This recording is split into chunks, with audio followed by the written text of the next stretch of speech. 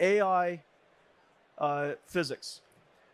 And that's, or AI biology, using AI to understand, represent, predict biology, behavior, biological behavior. And so that's one, that's very important in drug discovery.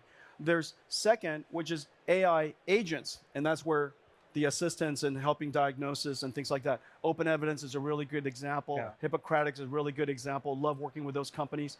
I really think that this is an area where agentic technology is going to revolutionize how we interact with doctors and how do we interact for healthcare. The third part that we're involved in is physical AI. The first one's AI physics, using AI to predict physics.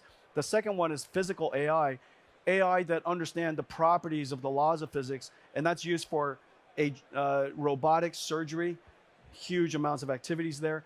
Every single instrument, whether it's ultrasound or CT or whatever instrument we interact with in a hospital in the future, will be agentic. Yeah.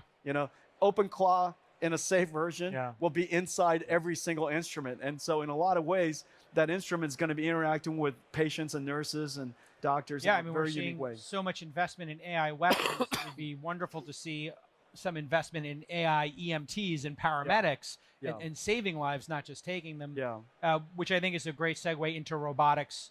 You've got dozens of partners. We had this very weird, I don't know, I want to call it a lost decade or 20 years of Boston Dynamics. Google bought a bunch of companies. They then wound up selling them and spinning them out, where people just thought, robotics is just not ready for prime time. And now here we have the world's greatest entrepreneur at this time, tied with you, Elon Musk, doing, well, that was a good save, I hope. Optimus, pretty impressive. And then other companies in China.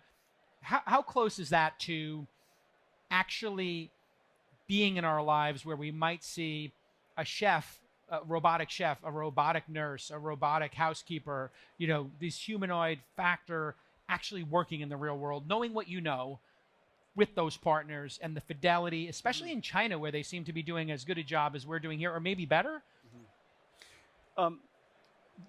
We invented the industry largely. America invented. You could argue we got into it too soon. Yeah. And we got exhausted. We got tired. About 5 years before the enabling technology appeared. The brain. Yeah. And we just got tired of it just a little too soon. Okay, that's number one. But it's here now. Now, the question is how much longer?